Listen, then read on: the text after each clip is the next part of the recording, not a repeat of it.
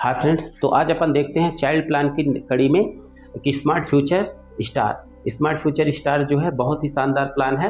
आप समझिए कि इसके पहले जो अपन देखे थे जो plan smart Platina young achiever, और ये है स्मार्ट फ्यूचर स्टार।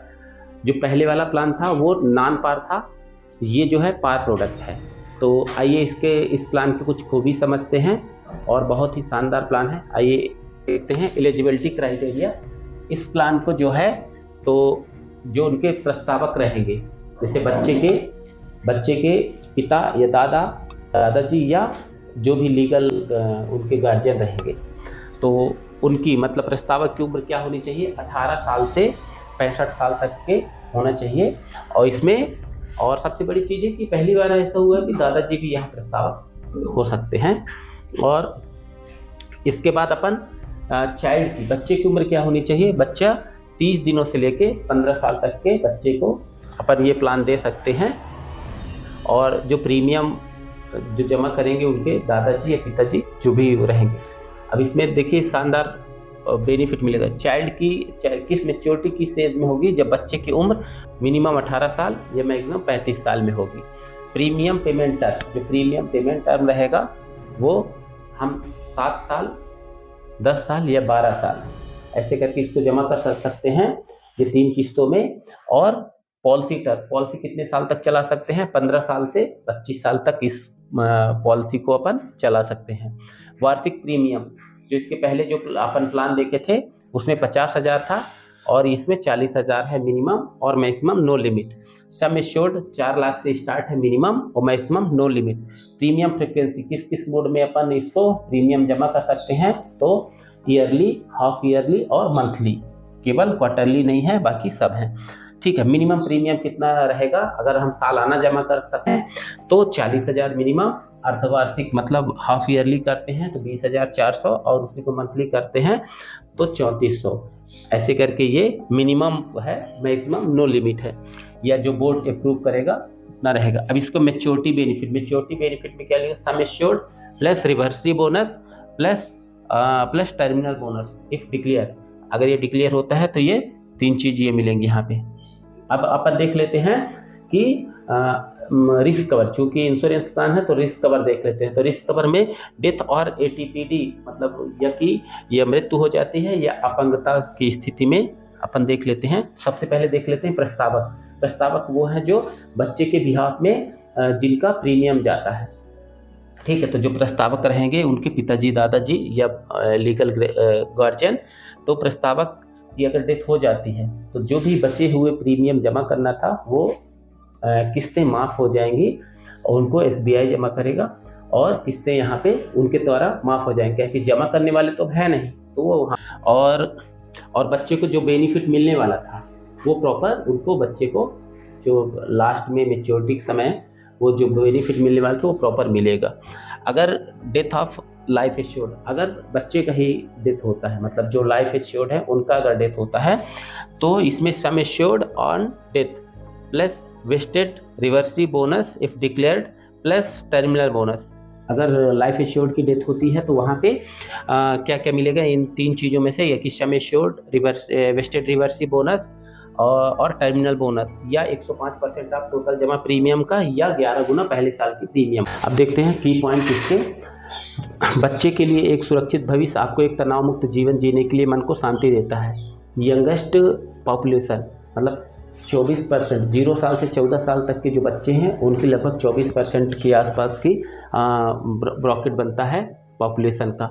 भारी अवसर मतलब आप समझिए कि अभी तक जो होते थे तो हमने चाइल्ड प्लान दिया था लेकिन बच्चों का ही रिस्क कवर चालू हो, वहाँ उनके गार्जियन का होता था। लेकिन यहाँ पे बाजार समाज में निहित है जो हमारे द्वारा प्रत्याशित है। मतलब समझिए कि इतना बड़ा गैप है जो 24% का मैंने बताया, तो यहाँ पे और अभी मतलब बहुत अवसर है जो बच्चों का भी यहाँ पे इंश्योरेंस किया जा सकता है। विशाल व्यय, आप समझिए कि पहले 20 साल में एक बच्चे की परवरिश के लिए बहुत ज़्यादा व्यय आता है, मतलब लगभग 60 से 70 लाख रुपया तक आता है यहाँ पे। तो इसलिए बच्चे का प्लान लेना बहुत आवश्यक है। यहाँ पे बेटर रिटर्न का मौका रहेगा, तभी तो वेवर ऑफ प्रीमियम, ठीक है, ऑन डेथ और ATPD मतलब यहाँ पे वेवर ऑफ प्रीमियम, जैसे भी कि मैंने बताया आपको, वैसे मतलब या कि मृत्यु या कि अपंगता की स्थिति में भी यहाँ पे उनको बेटर रिटर्न तो मिलेगा ही और प्रीमियम में भी छूट मिलेगा। एसबीआई लाइफ में फर्स्ट टाइम जो है प्रस्तावक हो सकते हैं, मतलब एसबीआई में पहले समय ऐसा हुआ है जब प्रस्तावक हो सकते हैं ग्रांड पेरेंट्स लीगल गार्जियन, ठीक है। Guaranteed benefit some assured on maturity plus bonus in lapse, एक है। Separate corpus accumulation for child, ये फ्लेक्सिबल मिलता है, लचीलता मिलती है कि हमको पॉलिसी 7 साल 10 साल या 12 साल में हमको जमा करना है, प्लस हम और जो पॉलिसी चला सकते हैं 15 साल से 25 साल तक इसको चला सकते हैं। यहाँ पे flexibility benefit to defer maturity pay out और get some instant up to 7 years as per need. अब समझिए कि यहाँ पे जो है तो हमने जो हमारा एक कॉर्पस तैयार हुआ है उसको अपन लेने के लिए अलग अलग उसमें है कि या कि सम एश्योर्ड प्लस जो भी वो है उसके हिसाब से ले सकते हैं 2 साल से 7 साल के बीच में, ठीक है। और मतलब 2-3 तरीके से अपन इसको पे आउट ले सकते हैं। अपन देख लेते हैं कि सेटलमेंट जो ऑप्शन रहेगा वो कैसे ले सकते हैं। Mode of instalment, minimum instalment amount, जैसे अगर मंथली अपन लेते हैं तो मिनिमम जो है इसमें 5,000 रुपया मंथली ले सकते हैं। अगर हम चाहते हैं कि नहीं भाई हमारा जो अमाउंट आया है या बना है हमारा जो अमाउंट उसको हम मंथली लेना चाहते हैं एक सैलरी के हिसाब से, तो 5,000 रुपया मिनिमम है और मैक्सिमम जो भी बनेगी ये मिनिमम है, मिनिमम 5,000। क्वार्टरली अगर लेते हैं, लेने के लिए जो जमा करने के लिए उसमें क्वार्टरली नहीं था, लेकिन लेने के लिए क्वार्टरली भी है। क्वार्टरली 15,000 रुपया, हाफ ईयरली 25,000 रुपया और ईयरली 50,000 रुपया, ये मिनिमम है और मैक्सिमम कुछ भी हो सकता है। अब अपन एक एग्जांपल देख लेते हैं यहाँ पे।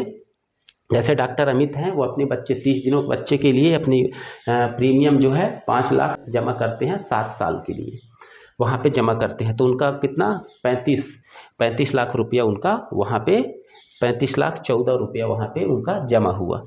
तो अब इसको देख लेते हैं कि प्रीमियम जो है 5,02,000 थी, पीपीटी इन्होंने 7 साल में जमा किया, पॉलिसी टर्म 25 साल ये चलाना चाहते हैं और सम एश्योर्ड, तो ऐसा करके देखेंगे कि हमने पे कितना किया 35,14,00,000 रुपया और हमें मिला जो मैच्योरिटी के समय 1,45,23,163 रुपया। तो अब ये देखेंगे, इसका विस्तार से देख लेते हैं कि सम एश्योर्ड ऑन मैच्योरिटी ये 58,82,800 रुपया, रिवर्सरी बोनस जो है इसमें 69,12,290 रुपया और टर्मिनल बोनस 17,28,073 रुपया। तो ऐसा करके 1,45,23,163 रुपया। तो अगर देखेंगे आप कि जमा हमने 35 लाख किए थे और हमको समथिंग 4.25 गुना 4.1 गुना मतलब 1,45,00,000